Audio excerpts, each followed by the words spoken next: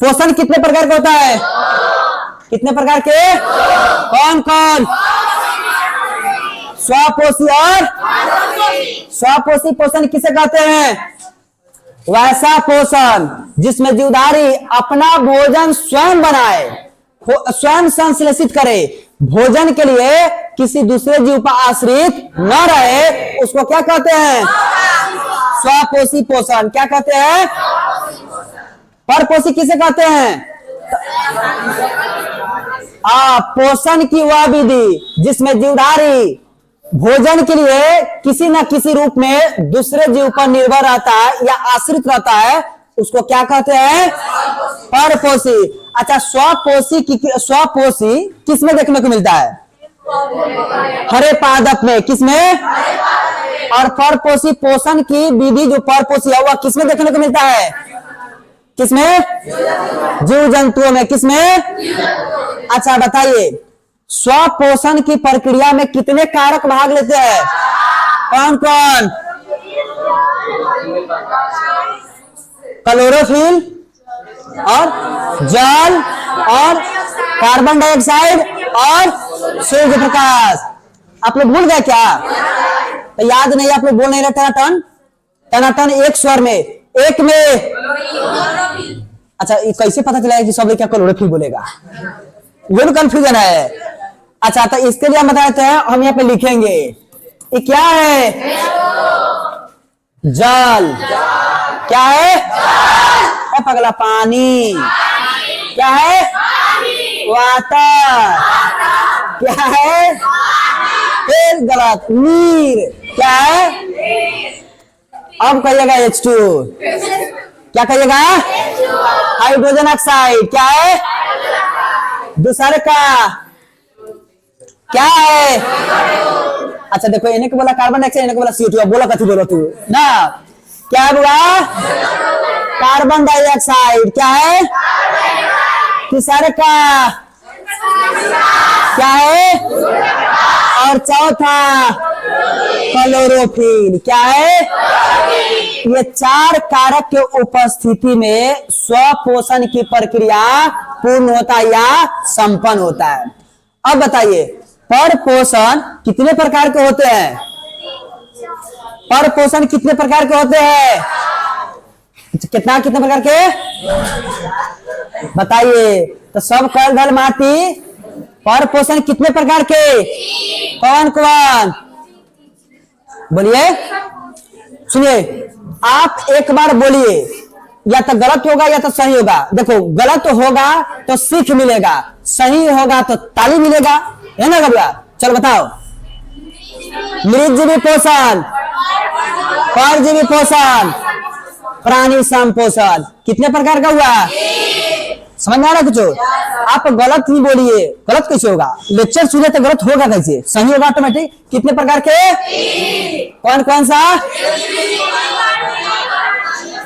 वो ये सब हम लोग पढ़ चुके थे, ये सबका सब हम लोग पढ़ चुके थे ना। अच्छा, ये पढ़ चुके थे ना। अमीबा के बारे में क्या बताया था आपको? आप अमीबा के बारे में क्या जानते हैं? अमीबा के बारे में क्या जानते हैं बुआ? अमीबा, इसका आकार कैसा होता है? कैसा होता है? अनिश्चित। ये भोजन कैसे ग्रहण करता है? कूद पाद के द्वारा। किसके द्वारा? कूद पाद के द्वारा। कैसे? बहिष्करण कैसे करता है? देखो भैया, अमीबा के बारे में 5-6 टॉपिक आपको बताए थे। कितने टॉपिक बताए थे? सबसे पहले अमीबा, अमीबा का आकार, यानी कि अमीबा दिखता कैसा है, होता कैसा है, इसका आकार कैसा है। तो हम बताए थे कि एक छोटा बच्चा को कलम पकड़ा दीजिए, पेंसिल पकड़ा दीजिए, पेन पकड़ा दीजिए और कहिए कि बउआ तू बनाओ अब एगो फिगर। बउआ क्या किया? आ ला ला। वो क्या किया? छोटा बच्चा को दीजिए, कुछ मांग दिया। छोटा बच्चा का कोई निश्चित आकार बनेगा उससे, उसको कहिएगा कल इतने तो लिख पाएगा, वो क्या करेगा? भांगेगा। कैसे करेगा? भांगेगा। और वह जो भांग देगा, जैसन फिगर बन गया वही आपका किसका हो गया? फिगर अमीबा का। यानी कि मुख्य रूप से कुल मिलाकर बात यह हुआ कि अमीबा का कोई आकार नहीं होता है। अमीबा का आकार होता है, यानी कि अमीबा का आकार अनिश्चित होता है। कैसा होता है? अनिश्चित आकार होता है अमीबा।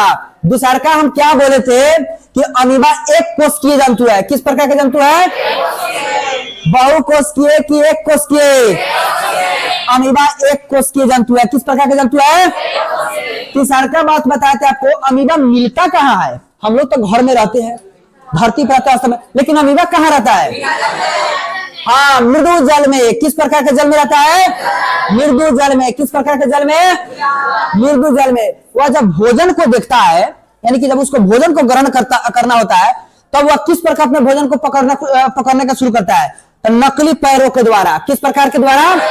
यानी कि नकली पैरों का निर्माण करता है, कूद पाद का निर्माण करता है। किसका निर्माण करता है? हाँ, किसका निर्माण करता है? कूट। किसका निर्माण करता है? कूटपाद। कूटपाद मतलब देखो, कूट मतलब कूट मतलब नकली, पाद मीन्स नकली पैर का निर्माण करता है और लफर लफर लफर लफर करते जाता है और भोजन को अपने अंदर संचित करता है। देखो जैसे ऐसे चित्र के माध्यम से देखो, ये है अमीबा और यहाँ पे भोजन। अब अमीबा क्या किया? भोजन को अब ग्रहण करना शुरू कर रहा है। देखो ये